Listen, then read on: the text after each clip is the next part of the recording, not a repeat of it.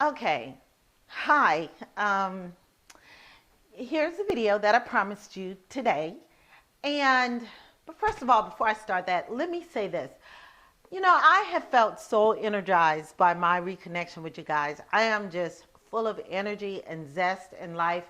And I would attribute it to the holiday season, but it's really not the holiday season for me because the holiday season doesn't have that kind of effect on me.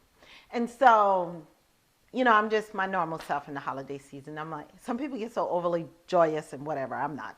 I am just my normal self. And so I have to attribute this overjoy that I feel to just reconnecting with you guys. It has been the best experience for me, and I am totally, totally loving it. Okay, so today's video, what I wanted to touch on was my move and the things that I learned during that move. As I mentioned in a previous email, I had this move and it was all planned out to the T. And one of the important things for me is it being planned out because I'm a very detailed person. Now, I've moved a couple times before and they've been, all moves are very, very frustrating. But I had made a plan, a solid plan, because I was not going to let this move frustrate me. And so I had a really solid plan for that. Well, I had everything set up where I'd have a moving company come in. They would pack up all my stuff. I would pack up the things that I wanted to pack up. They would move everything over there for me. They would set it up for me. It was supposed to be this stress-free experience. And the reason being is because I wanted to carry on my business without a hitch. Well, this is the funny thing. You know how life gets kind of funny for you. And, I'm sure when I was making out this elaborate plan that God was sitting up there saying, ha, ha, ha, ha, I've got news for her. It's not happening the way she think it is. Anyway, so I found myself in the middle of frustration when I shouldn't have been. And I couldn't figure out why I was so frustrated. And and I told you that whole story about me being stuck and what I had to kind of do to unstick myself in that situation. Well, as I looked back at the frustration I felt in that move, and the me being stuck was a result of the frustration. What I figured out, what I compared it to was the frustration that some people feel in their business. And I still feel that frustration sometimes as well. I think as long as anyone owns a business, they will feel some level of frustration from time to time. But that frustration they feel, they should be able to move past it and not be stuck. So that's why my video today is kind of entitled, Are You Living a Frustrated Purpose? Because at one point in life, I too lived a frustrated purpose. And that frustration was a little different than this one, than what I felt during the move, because in that frustration, that lasted for a long time. I want to say for about a year, maybe even a year and a half.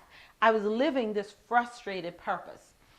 And what that entailed was me moving from the fact that I knew I had a purpose, but not knowing how to carry out that purpose, and into deciding to carry out the purpose and exactly how I do that, and settling into the routine of working a job and living a purpose. Because your job could be your purpose, but oftentimes, unless you have really nailed it, the majority of the people that I've spoken with, their job was not their purpose. So I was kind of like living a double life then. So I really was living that frustrated purpose. And that was what I wanted to address today. Are you living a frustrated purpose? It was very much like the move.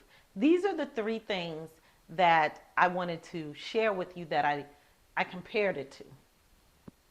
One was being able to acknowledge the frustration. Just because what I'm sharing with you is, you answer the question.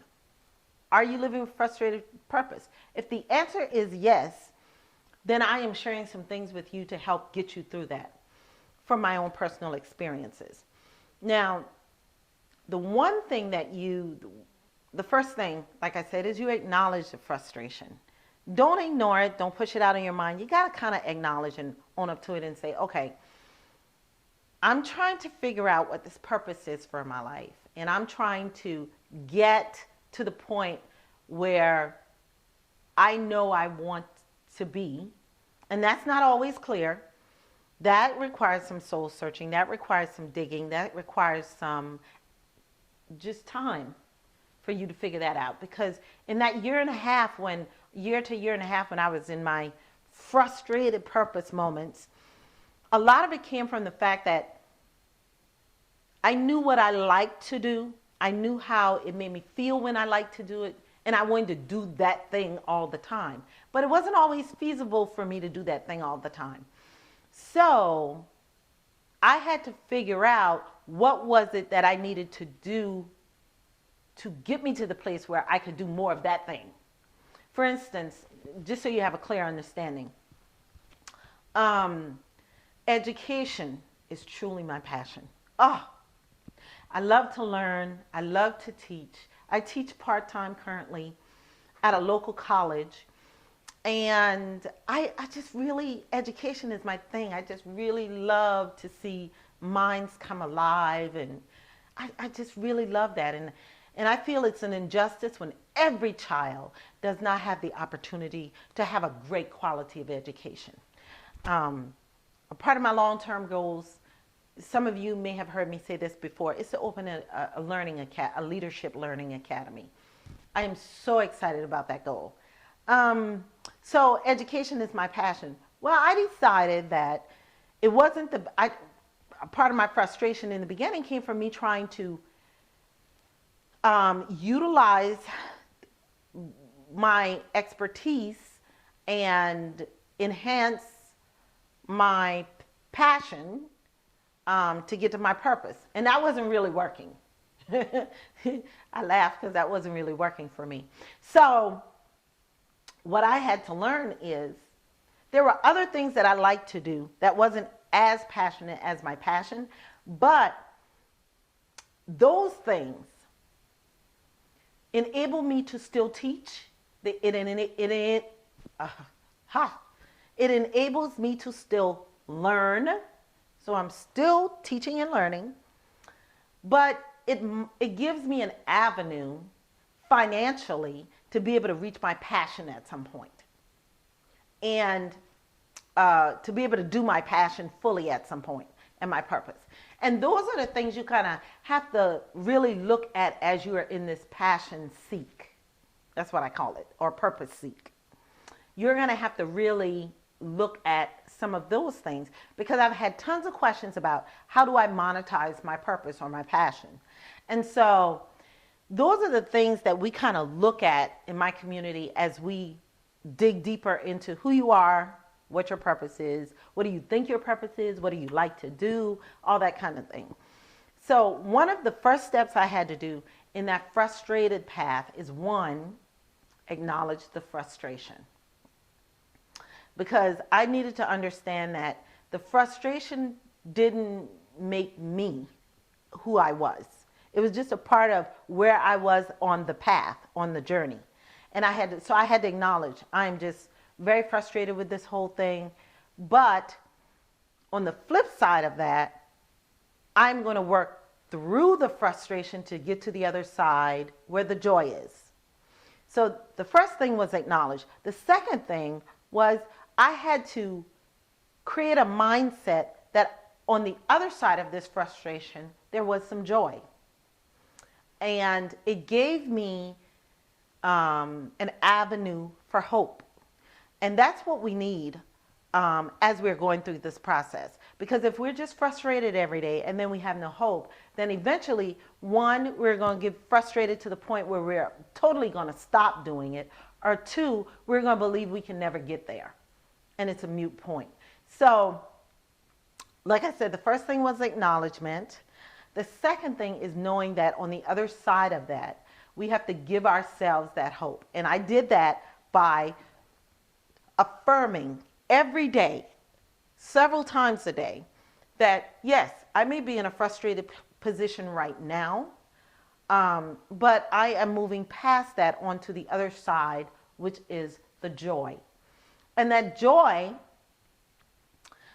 I had to define what that joy looks like for me. What was it that I was actually wanting as my end result? That was step 3 in the frustration, is just acknowledging, writing it down, what that joy, the opposite of the frustration, looked like for me. And I know I sound crazy if someone were a fly on the wall in my house, because I live alone. It took me a while, it took me maybe a week to kind of hash that out for myself. So I talked a lot to myself in my house.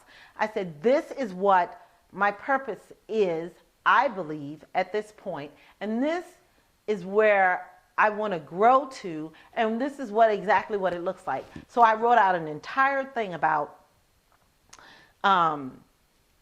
this is what I'm doing now. I am going to actually be a mentor and a coach for people who are looking to find their purpose. And I'm going to answer their questions, help walk them through it, and get to the place where they dig deep enough to figure out what their purpose is.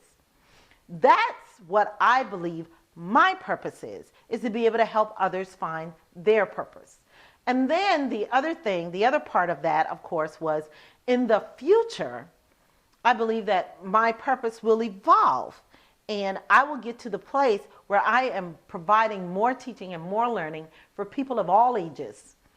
So I will be able to open a leadership learning academy for young students so that they can become more versed in leadership from a very early age, so that they will be able to find their purpose at an earlier age. When I was a little girl growing up in the country, I knew I had a purpose. I knew it. I knew deep down inside, but it wasn't something that was talked about in the country, in my family. So it took me many, many years of going out and doing the traditional thing. I went to college, got a good job, good paying job. I worked in corporate America. I did all the right things, got married, had children. I did all the right things according to the textbook. But there was always a part of me that knew deep down inside there was a purpose, there was a greater passion, there was a greater purpose, that God had something specifically picked out for me to do, and that in order to do that thing, I needed to stop pretending and be real with me. And that's how I got to the point that I am today, where I'm doing that purpose. One of the things that I knew is I had to assess my qualities, the qualities that God gave me. For instance, my mouth. That is one of my best qualities. It could also be one of my worst qualities, but it is one of my best qualities. He gave me the ability to speak and articulate myself, and that is one of my best qualities. And so I had to ask myself, how am I going to take this asset that God has given me and use it for my purpose? And so these are just some of the things that you should consider as you're going through that quest, through that journey to find your purpose. Are you living a frustrated purpose? Are you living a frustrated purpose? A lot of people start off at that point. And so I wanted to just share some tips with you that'll kind of help you get through it. It is a process. You have to go through the process. I want to share a really great story on the next video about a friend of mine who, me and her kind of went through this process, and she was a friend. And she didn't believe me until she actually followed the process. And when she did, she was like, oh my gosh, it just kind of fell into place. And things are just started rapidly falling into place for her. And we'll talk about that on the next one. But in this video, I also wanted to leave you with this. I wanted to read this to you. I wrote this the day that things kind of opened up for me and that joy on the other side of it that I kept proclaiming, it was the day that I first felt that real joy in finding my purpose, where I'd really just gotten to the point where I felt I was nailing it. I had found my purpose. I was nailing it. I was getting clients. I was actually working in my purpose. And this is just something I wrote. I have to read it to you. Yesterday, I experienced a ray of hope. Oh, how good did it feel? People sometimes go through things for so long that when hope drops by to visit, they don't know how to react. Well, since hope herself did not honor me with her presence, but sent her younger brother, Ray, I still don't really know how to fully react. So let's just say that I am calm, cool, and very confident. This little Ray has given me so much strength because where little Ray is, big sister Hope soon follows. And when I was writing these, I wrote definitions for certain words. My word for that day was hope, and it was holding on by shreds, afraid to let go. And I just wanted to share that with you because I thought it expressed, I read that a few days ago and remembered writing that as I was coming out of that frustrated state. And I said to myself, oh my gosh, you know, it happens. It can happen. And for those of you who are living a frustrated purpose, I really wanted to share that with you. And to let you know that there is joy and hope on the other side of that. So hold on to that. Reach out to me. Let me know what you think. Give me your questions. Give me your comments. I really can help. And I'll be happy to share anything I can with you. Bye. And it was great visiting with you. I am so happy. Thank you. Bye.